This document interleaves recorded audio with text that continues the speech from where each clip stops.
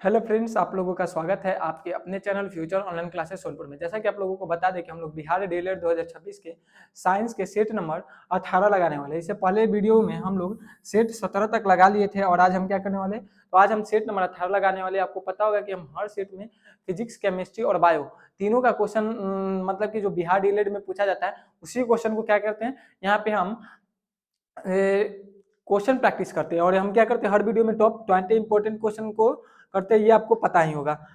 बिना किसी देरी के आज के पहले प्रश्न की ओर चलते हैं। तो आज का पहला प्रश्न क्या बोल रहा है?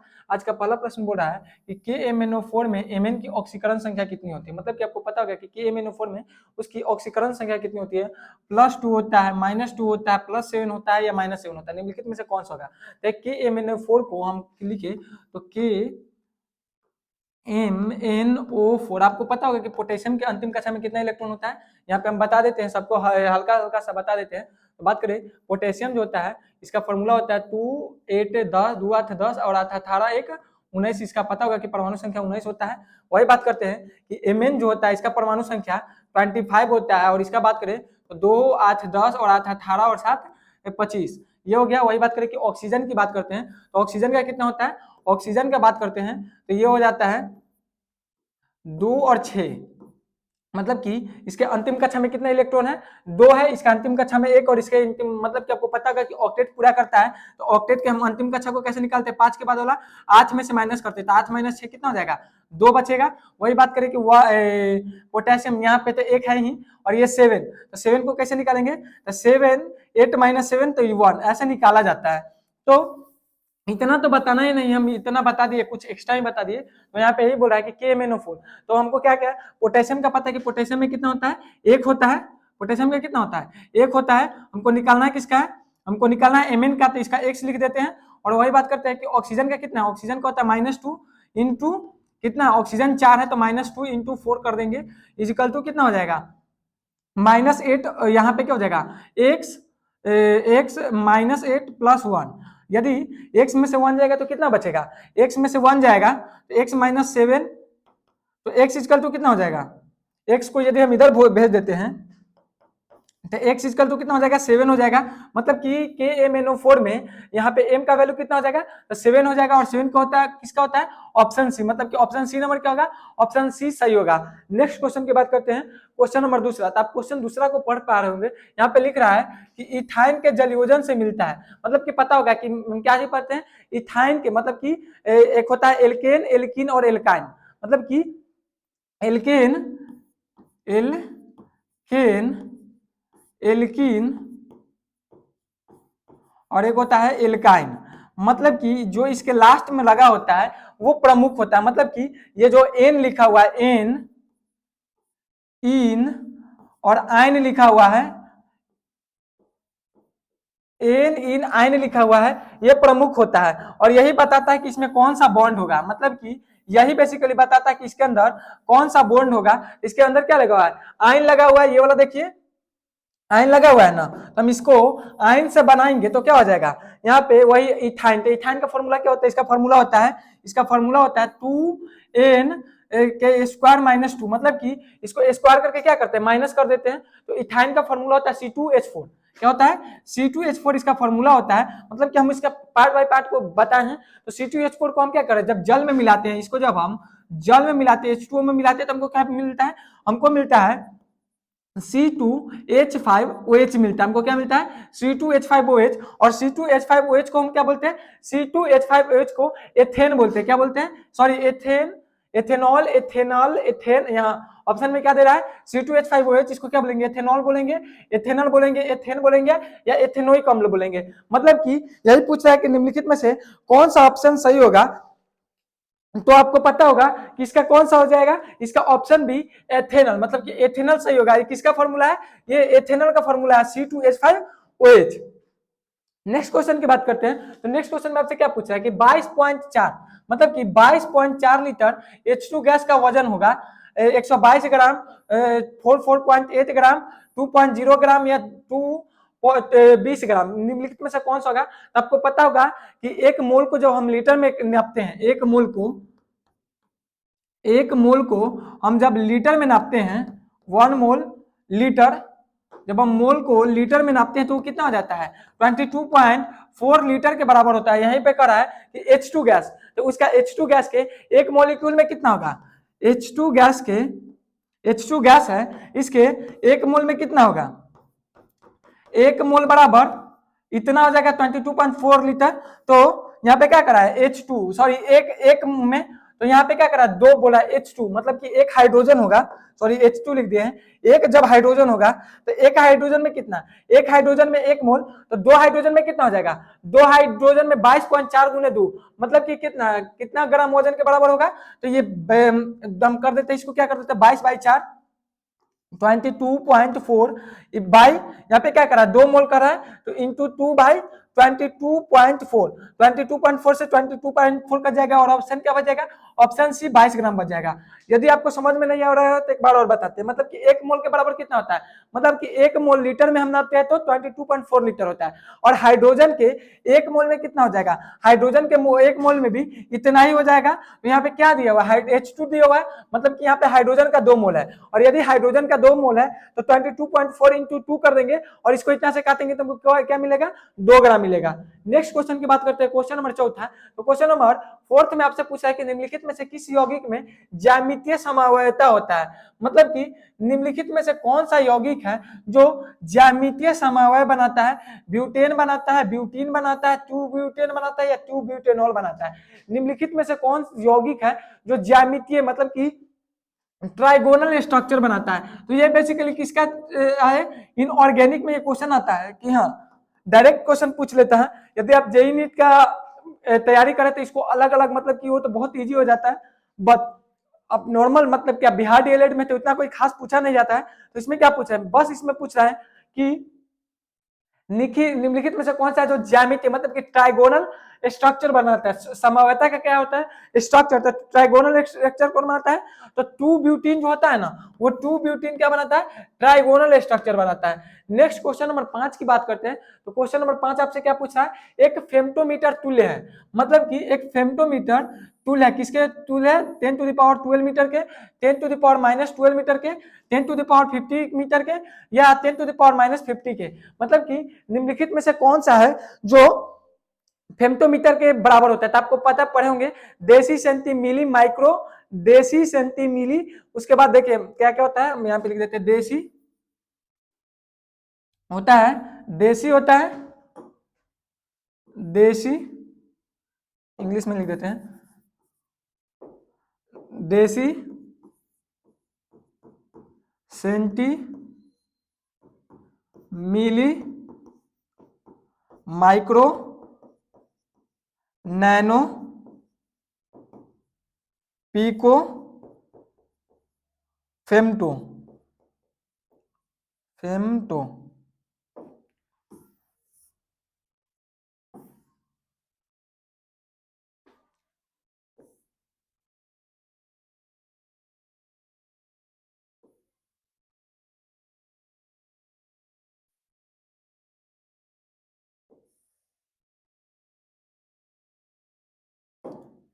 फेम्टो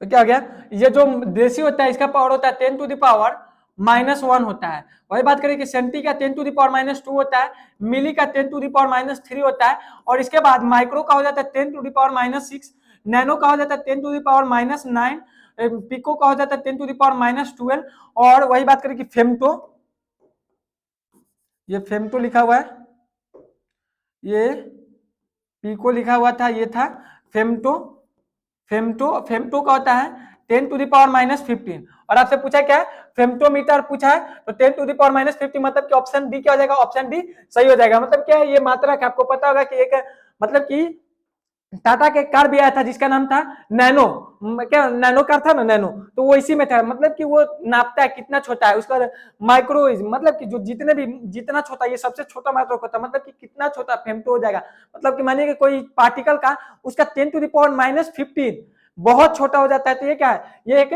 फेम्टोमीटर एक तुल्य है, मतलब कि मात्रक है, नापने का एक मेजरमेंट ही है फेम्टो।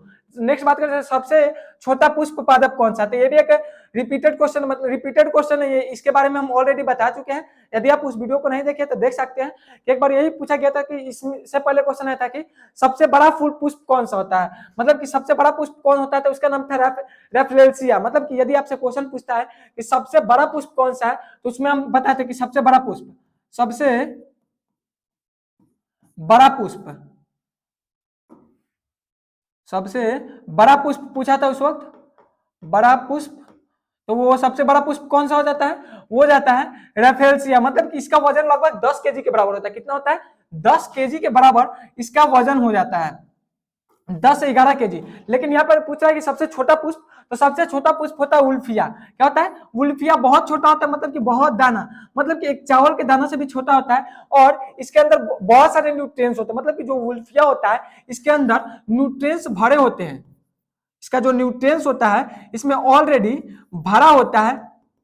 लेकिन ये स्वपोषी, मतलब कि स्वपोषी होता है, अपना भोजन स्वयं बना लेता है। लेकिन ये जो रेफेलसिया है ये स्वपोषी नहीं होता है, परपोषी होता है, दूसरे पे निर्भर होता है, और ये अपना भोजन स्वयं नहीं बना पाता है। तो ये आपसे क्वेश्चन पूछा कि सबसे छोटा कौन होगा, तो सबसे छोटा वुल्फिया है, लेकिन सबसे छोटा पुष्प, लेकिन वही सबसे बड़ा पुष्प पूछेगा, सॉरी वुल्फिया और सबसे बड़ा पूछेगा तो कौन सा होगा, रेफेलसिया होगा। इसको एक बार और वो वाला पूछा था, ये वाला क्वेश्चन भी पूछ लिया। मतलब कि हम जो बता देते हैं, मतलब इससे पहले बताते वो हमको लगा था कि हाँ ये क्वेश्चन पूछेगा, और देखिए पूछ ही लिया है। नेक्स्ट बताते हैं, इकोसिस्टम शब्द दिया गया है। इकोसिस्टम शब्द कहां से, कौन दिए हैं, ओडम साहब ने दिए हैं, क्लीमिंटस ने दिए हैं, टेंसले ने दिए हैं, या न्यूटन ने दिया, निम्नलिखित में से कौन सा है, तो इकोसिस्टम शब्द दिया था।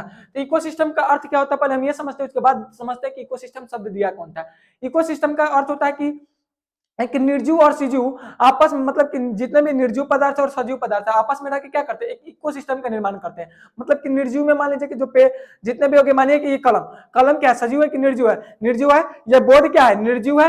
ये जो कैमरा लगा हुआ है वो क्या है, निर्जीव है। ये जितना भी सेटअप यहाँ पे हमारा लगाया गया, जिधर इधर टीवी रखा गया, मतलब कि जो यहाँ पे कमेंट बॉक्स लगाया गया, ये जो भी कुछ लगाया गया क्या है, ये सब निर्जीव है, और हम सजीव है। लेकिन क्या है, ये इसके न रहने के लिए, मतलब कि हम, मेरे लिए यह उपयोगी है, और हम इसके लिए उपयोगी है, इसका भी उपयोग कर रहे हैं, तो मेरे लिए जरूरी है ना। मतलब कि हम इसके लिए रिसोर्स है, तो वो भी मेरे लिए रिसोर्स है। तो हम दोनों मिलकर क्या बना रहे हैं, इकोसिस्टम का निर्माण कर रहे हैं। जिस तरह से, इसके अलावा बात करें कि जिस टेबल पे या कुर्सी पे या जिस तरह से आप पढ़ रहे हैं, जहां पर बैठ के पढ़ रहे हैं, आप जिस मोबाइल में इस वीडियो को देख रहे हैं, तो क्या कर रहा है वो आपको, वो एक नॉन लिविंग थिंग है और आप एक लिविंग थिंग है, और आप दोनों मिलकर क्या कर रहे हैं, एक इकोसिस्टम का निर्माण कर रहे हैं। सन भी क्या कर रहा है, सन हो गया, मिट्टी हो गया, ये सब क्या कर रहा है, और हम सजीव पेड़ पौधे हो गए, सजीव जानवर हो गए, ये सब क्या कर रहा है, एक इकोसिस्टम का निर्माण कर रहा है। और इसी शब्द को यही पूछ रहा है कि ये हो जाता है इकोसिस्टम, और यही पूछ रहा है कि जो इकोसिस्टम शब्द है इसको किसने प्रतिपादित किया था, इस शब्द को प्रतिपादित किए थे टेंसले साहब ने। किसने किए थे, टेंसले साहब ने किए थे। नेक्स्ट क्वेश्चन की बात करते हैं, क्वेश्चन नंबर 8। तो क्वेश्चन नंबर 8 में आपसे पूछ रहा है कि कोशिका का दिमाग होता है, कोशिका का दिमाग कौन सा होता है, कोशिका को इंग्लिश में सेल बोलते हैं, और सेल का दिमाग क्या होता है, केंद्रिका होता है, केंद्रक होते हैं, लवक होता है, या इनमें से कोई नहीं होता है। तो आप इसका जवाब दीजिए। तो आई थिंक आप लोग कंफ्यूज हो गएंगे यदि आप नहीं पढ़े होंगे। ये केंद्रिका भी दिया हुआ है और केंद्रक भी दिया हुआ है, ये दोनों में अंतर क्या है, केंद्रिका और केंद्रक। मतलब कि आपको पता होगा बेसिकली कि यदि जो पढ़ा होगा लेकिन सही से नहीं पढ़ा होगा, मतलब कि हल्का फुल्का सुना होगा, तो वो सही से, कि कोशिका का दिमाग, तो कोशिका का दिमाग केंद्रक को बोला जाता है। किसको बोला जाता है, केंद्रक को बोला जाता है। तो आप बोलिएगा कि यदि कोशिका का दिमाग केंद्रक को बोला जाता है तो ये केंद्रिका क्या है, तो केंद्रिका केंद्रक के अंदर पाया जाता है, और ये बेसिकली क्या करता है, न्यूट्रिएंट्स का आदान प्रदान करता है। मतलब कि केंद्रिका जो है वो केंद्रक के अंदर पाया जाता है, और केंद्रक क्या करता है, केंद्रक जो है वो फिर ये भी पूछ सकते हैं कि केंद्रक को ही कोशिका का दिमाग क्यों बोला जाता है, केंद्रिका को क्यों नहीं बोला जाता है। तो केंद्रक को कोशिका का दिमाग इसलिए बोला जाता है कि हमारे बॉडी में जितने भी तरह के, मतलब कि हमारा सेल जो भी कुछ कर रहा है, मतलब कि आपका जो कोशिका का विभाजन हो गया, आपका जो गुणसूत्र हो गया, जैसे कि डीएनए हो गए, आरएनए हो गए, क्रोमोसोम्स हो गए, वो सब किसके अंदर है, ये सब के सब केंद्रक के अंदर है। और विदाउट केंद्रक, मतलब कि केंद्रक, जिस तरह से आपका दिमाग सिग्नल नहीं देगा तो आपका बॉडी काम नहीं करेगा, उसी तरह से केंद्रक यदि सिग्नल नहीं देता है आपका सेल काम नहीं करेगा। ये केंद्रक ही बताता है कि माइटोकॉन्ड्रिया को काम करना है कि नहीं, राइबोसोम को काम करना है या नहीं, इंडोप्लाज्मिक को काम करना है या नहीं, मतलब कि सबको, या आपके गुणसूत्र हो गए, ये सबको कौन कंट्रोल करता है, तो वो कंट्रोल करता है केंद्रक। लेकिन इतना काम केंद्रिका नहीं करता है, इसलिए हम क्या कहते हैं, केंद्रक को हम अपने सेल का दिमाग बोलते हैं, ब्रेन बोलते हैं। नेक्स्ट क्वेश्चन की बात करते हैं, C12 में न्यूट्रॉन की संख्या क्या होगी। यह भी क्वेश्चन मतलब कि रिपीटेड बोल सकते हैं या इससे मिलता जुलता हम क्वेश्चन बता चुके हैं, तो हम इसको रिपीटेड के तुलना में नहीं रखेंगे, बट हाँ ये ऐसा क्वेश्चन बनाते बनाते रहता है बोर्ड। C12 में, सॉरी बोर्ड बोल रहे हैं, डीएल्ड 12, 8 या 4 निम्नलिखित में से कौन सा न्यूट्रॉन की संख्या बताता है। तो यहाँ पे परमाणु संख्या हम बताए थे कि जो परमाणु संख्या होता है, परमाणु संख्या जो होता है वो किसके बराबर होता है, परमाणु संख्या बराबर होता है न्यूट्रॉन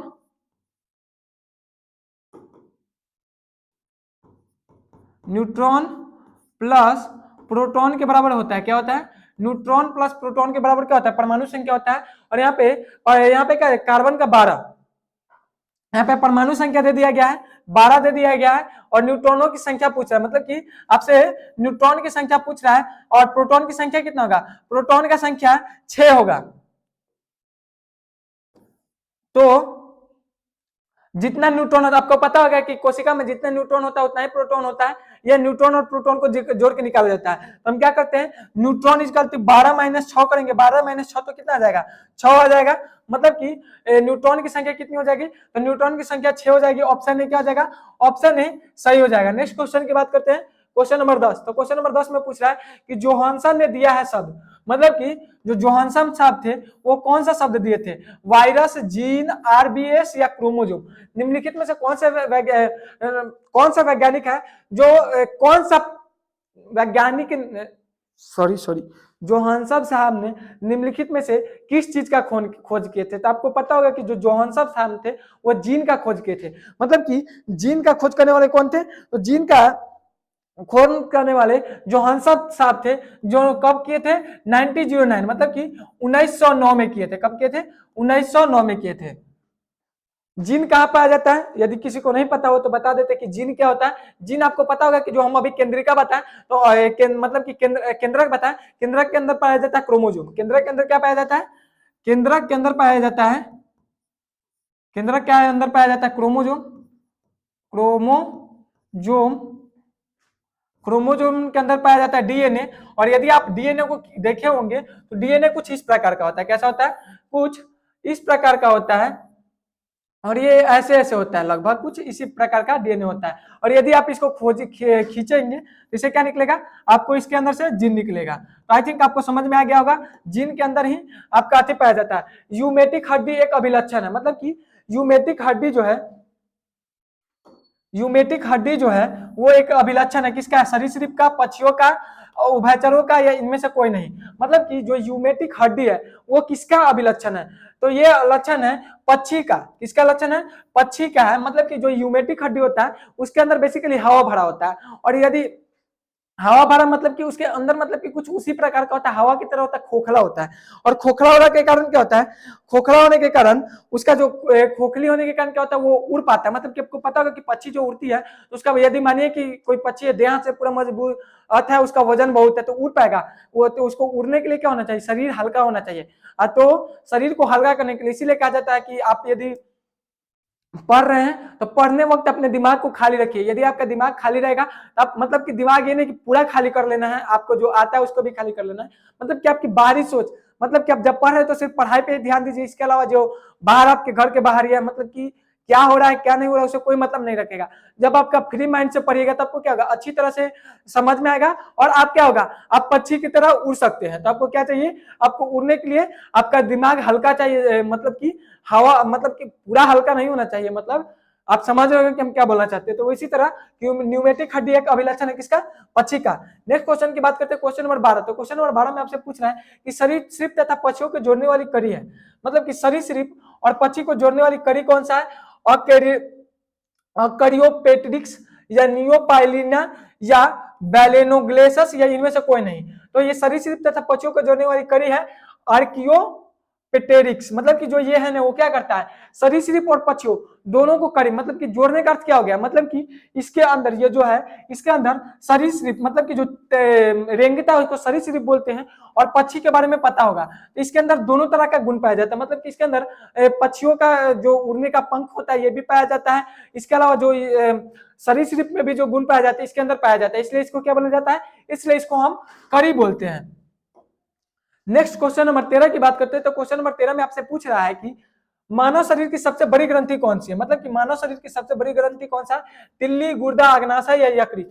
तो आप इसका जवाब दीजिए, तब तक हम देख रहे हैं कि हाँ रिकॉर्डिंग हो रहा है कि नहीं। बहुत ही इजी क्वेश्चन है, तो आपको क्या करना है, आपको इसका जवाब देना है। तो सबसे पहले हम समझते हैं कि ग्रंथि का अर्थ होता क्या है। आपके शरीर में अलग अलग तरह के ग्रंथि है, अग्नाशय ग्रंथि हो गया, या मतलब ग्रंथि क्या करता है, इंजाइम छोड़ता है, केमिकल इंजाइम छोड़ता है, हमारे बॉडी में ग्रोथ होने के लिए अलग अलग तरह के क्या करता है, इंजाइम छोड़ता है। उसी में से पूछा कि सबसे बड़ा ग्रंथि कौन सा है, तो सबसे बड़ा ग्रंथि बहुत इजी क्वेश्चन है, आप 10th में भी पढ़े होंगे, यकृत। यकृत को क्या बोला जाता है, यकृत को इंग्लिश में बोलते हैं लीवर। लीवर को सबसे बड़ा ग्रंथि बोला जाता है, क्योंकि इससे हमको क्या निकलता है, यकृत से एक रस निकलता है, बाइल जूस जिसको बोलते हैं। ये क्या करता है, हमारे भोजन को क्या करता है, बेस बनाता है। क्या बनाता है, हमारे भोजन को, मतलब कि जो हमारा खाना है उसको बेस में बदलता है। बेस में बदलता है मतलब कि क्षार में परिवर्तित करता है। क्षार में मतलब लवण, हमारा भोजन क्या होता है, एसिडिक होता है, तो एसिडिक से उसको क्या करता है, बेसिक कर देता है। तो बेसिक करने से क्या हो जाता है, वो एसिड को जब बेसिक में बदल देता है तभी हमारा अमाशय के अंदर भोजन जाता है। तो यकृत बेसिकली क्या करता है, तो ये सबसे बड़ा हमारा क्या है, यकृत एक ग्रंथि है। इसके अलावा आपको पता होगा कि यकृत जो होता है, यदि आप यकृत को काट भी देते, आधा काट देते, तो वो क्या करेगा, अपने आप को जल्दी जल्दी आती कर लेगा, क्या कहा जाता है, अपने आप को खुद से डेवलप कर लेगा। इसीलिए बोला जाता है कि किसी इंसान को कि आपका लीवर बढ़ गया है, तो लीवर बढ़ने का भी बीमारी होता है। नेक्स्ट बात करते हैं, भारतीय ब्रायोफाइटा विज्ञान के जनक है, मतलब कि भारतीय ब्रायोफाइटा विज्ञान के जनक कौन से हैं, S R Kashyap, Birbal Sahni, M O P आंग्या या जेसी बोस। निम्नलिखित में से कौन सा है जो भारतीय ब्रायोफाइटा है, मतलब कि जो भारतीय ब्रायोफाइटा है उसके जनक है। तो आपको क्या करना है, आपको बताना है कि भारतीय ब्रायोफाइटा के आती कौन है। तो भारतीय ब्रायोफाइटा विज्ञान के जनक बेसिकली एस आर कश्यप है। कौन है, एस आर कश्यप है। नेक्स्ट क्वेश्चन नंबर 15 की बात करते हैं। तो क्वेश्चन नंबर 15 में आपसे पूछ रहा है कि कपूर का शोधन किया जाता है।